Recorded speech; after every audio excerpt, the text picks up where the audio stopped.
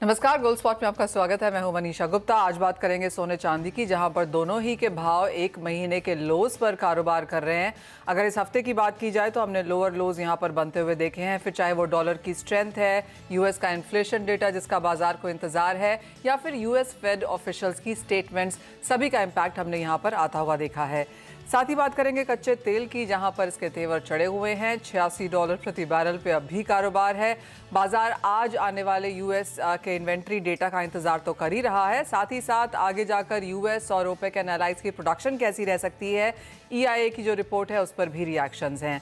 बात करेंगे यहाँ पर गेहूं की भी, क्योंकि अब मानना यह है कि सरकार बहुत जल्द यहाँ पर इंपोर्ट ड्यूटी में कटौती कर सकती है। क्या उसके इम्पैक्ट रह सकते हैं, और जो फिलहाल 6 महीने के हाईज पर गेहूं के भाव है वो आगे जाकर कहाँ जाएंगे, इन सब पर करेंगे चर्चा। हमारे साथ हैं खोमर्जी ग्रुप के रवि दियोरा, एलकेपी सिक्योरिटीज के Jatin Trivedi, India Boolean and jewellers association के सेक्रेटरी सुरेंद्र मेहता हमारे साथ हैं, और ब्रेक के बाद हम जोड़ेंगे शिवाजी रोलर फ्लावर मिल्स के ओनर अजय गोयल को। शुरुआत लेकिन सोने के साथ करेंगे। एक महीने के लोज पर कारोबार है, और सुरेंद्र जी, मुझे याद है आपने कहा भी था कि 1950 के बाद 1920 1900 तक भी यहां पर प्राइसेस जा सकते हैं, और उसके बाद एक रिएक्शन या एक रीबाउंड हम आता हुआ देखेंगे। जो करंट लेवल्स हैं जहां पर हम 1920 के आसपास कारोबार कर रहे हैं, यहां से आपको क्या लगता है कहां जा सकते हैं प्राइसेस?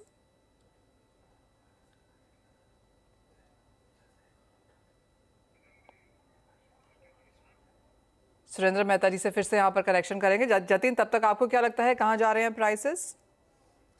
मनीषा देखिए, जिस तरह से मार्केट का रिएक्शन है, ये सीपीआई डेटा का जो एक्सपेक्टेशन है थोड़ा सा हायर साइड में है इस बार, और इसके कारण हमने देखा है थोड़ा सा प्रेशर जो है वो गोल्ड के ऊपर बनता हुआ देखने मिला है पिछले 3-4 दिनों से।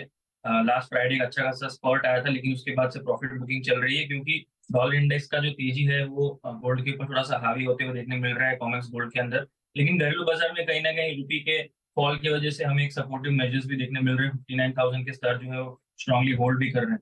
सो इमीडिएट बेसिस पर जब तक कल शाम तक सीपीआई डेटा अनाउंसमेंट बाहर नहीं आती, तब तक मेरा व्यू यहाँ से, और थोड़ा बहुत डिप भी आ जाता है तो वहां से थोड़ा सा पॉजिटिव व्यू पॉइंट लेके चलना चाहिए, ये मेरा मानना है। हायर साइड में अराउंड 59,700 800 ये जो है ये लक्ष्य ध्यान में रखें। यहाँ पर अपनी प्रॉफिट बुक कर लेनी है। ये व्यू पॉइंट जो है सिर्फ कल के सीपीआई डेटा के आने के पहले तक का है। ब्रॉडली ट्रेंड जो है डेफिनेटली पॉजिटिव है, लेकिन सीपीआई डेटा का कैसे एक्सपेक्टेशन रहेगा, जिस हिसाब से नंबर्स आएंगे उसके हिसाब से प्लान आउट होगा ये जो मार्केट है पूरा कमोडिटी का और डॉलर इंडेक्स का। तो उसके पहले मेरे हिसाब से वॉलेटिलिटी ज्यादा बढ़े उसके पहले एग्जिट भी कर लेना पोजीशन, और स्टॉप लॉस जो मेंटेन करना है 59,000 के नीचे करना है घरेलू बाजार के अंदर। जी मनीषा जी। जी। तो ये बात हुई गोल्ड प्राइसेस की। ये बात कच्चे तेल की कर लेते हैं, जहां पर हमने एक प्रॉफिट टेकिंग आते हुए देखी थी, लेकिन वापस प्राइसेस लोअर लेवल से तेवर दिखाते हुए दिखे हैं, और इंटरनेशनल मार्केट्स में ब्रेंट का भाव अब $86 के आसपास आ चुका है। क्या रेंज अब आप देख रहे हैं जतीन, और क्या स्ट्रैटेजी इन स्तरों से? नेपाली देखिए, मार्केट का रिएक्शन ब्रॉडली एक स्ट्रॉन्ग पॉजिटिव है। जिस तरह से ओपेक प्लस की और ओपेक की तरफ से जो प्रोडक्शन कट की जो रुझान चल रही है, सो डेफिनेटली ब्रॉड ट्रेंड जो है पॉजिटिव बना हुआ रहेगा। हायर साइड पे मुझे लग रहा है एटलीस्ट हम जो है वो एमसीएक्स पर 7,100 7,200 के लक्ष्य जो आगे चलते हुए देखने मिलेंगे शॉर्ट टर्म में। बट जब भी ये कहीं ना कहीं ग्लोबल जिटर्स आ जाते हैं या पैनिक सिचुएशन जिस तरह से हम कह सकते हैं, या इंटरेस्ट रेट की वजह से जो डॉलर इंडेक्स पर जो बढ़त मिलते देखने मिल रही है, तो उसके कारण कभी कभी नीजक रिएक्शन डेफिनेटली आपको मिल जाता है, तो वो एक अपॉर्चुनिटी बन रही है क्रूड के अंदर। सो अभी एक हायर लेवल्स के आसपास जो एग्रेसिवली ट्रेड करते हैं उनके लिए सलाह रहेगी कि यहाँ पर करंट मार्केट प्राइस और थोड़ा सा और भी नीचे आ जाता है तो वहां पर बाइंग करके चल सकते हैं। अराउंड 6800 6820 के आसपास मैं ज्यादा कंफर्टेबल हूँ ना कि इस करंट मार्केट प्राइस पे। लेकिन अगर कोई एग्रेसिवली ट्रेड कर रहा है तो उनके लिए दो पार्ट में मैं ट्रेड की सलाह दूंगा। नाइमेक्स में जब तक ये $80 के ऊपर ट्रेड कर रहा है तब तक मेरे लिए व्यू पॉइंट जो है वो शॉर्ट टर्म में पॉजिटिव है, और हायर साइड में नाइमेक्स को देख रहा हूँ अराउंड 87 88 तक के लक्ष्य भी जो है वो नाइमेक्स छू सकता है, और ब्रांड साथ के साथ में $90 के आसपास जा सकता है। वहां से एक बार जरूर प्रॉफिट बुकिंग देखने मिलेगी, लेकिन क्योंकि ब्रॉड ट्रेंड पॉजिटिव है, सो शॉर्ट करने की सलाह अभी फिलहाल नहीं है।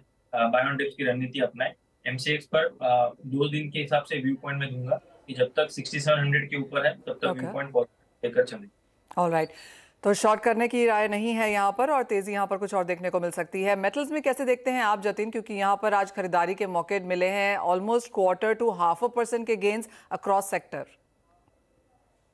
मनीषा, इनफैक्ट ब्रॉड ट्रेंड जो है वो कहीं ना कहीं रेंज मार्केट है, कॉपर जो है हमें 750 750 के आसपास एक रेजिस्टेंस प्लेस होते हुए देखने मिलते रहता है। 715 720 एक स्ट्रॉन्ग सपोर्टिव जोन है। चाइनीज नंबर मिक्स आते रहते हैं। स्टिमुलस पैकेज अनाउंसमेंट जो थे उसके कारण से हमने एक बेस मेटल के अंदर एक अच्छी खासी रैली देखी है, जहां पर कॉपर के प्राइसेस 710 से लेके 740 तक गए। लेकिन दूसरे जो अन्य मेटल्स हैं, मुझे लग रहा है वहां पे अपॉर्चुनिटी बहुत ज्यादा है, जैसे कि एल्यूमिनियम। ये प्राइसेस जो है मुझे लग रहा है काफी हद तक अभी लोअर लेवल से मिल रहे हैं। तो यहाँ पर बाइंग की सलाह रहेगी मेरी शॉर्ट टर्म और मीडियम टर्म के हिसाब से। एल्यूमिनियम जो है वो एक्यूमुलेट करके चल सकते हैं। एक सेफ बेट रहेगा इस मार्केट में, जहाँ पर सभी कमोडिटीज में वॉलेटिलिटी का कारोबार चल रहा है। एल्यूमिनियम एक लोअर लेवल पे मिल रहा है, तो जब तक एल्यूमिनियम की प्राइसेस 195 के ऊपर है, मुझे ये काउंटर थोड़ा सा बुलिश लग रहा है। यहाँ से हायर साइड में 207 210 इस लक्ष्य के हिसाब से शॉर्ट टर्म में बाइंग की सलाह रहेगी एल्यूमिनियम के अंदर। जी मनीष। ओके, चलिए, तो ये स्ट्रैटेजीज रही हैं आपके लिए बेस मेटल्स पर, और एल्यूमिनियम फिलहाल 0.5% ऊपर कारोबार करते हैं। शुक्रिया जतिन आने के लिए, शो में अपनी स्ट्रैटेजीज बताने के लिए। रवि देवरा हमारे साथ बने रहेंगे। वक्त है एक ब्रेक का। ब्रेक के उस पर फोकस करेंगे एग्री कमोडिटीज पर, खासतौर से कॉटन पर एक बड़ी खबर आपके लिए लेकर आएंगे, और साथ ही चर्चा करेंगे व्हीट की भी, एक छोटे से ब्रेक के बाद।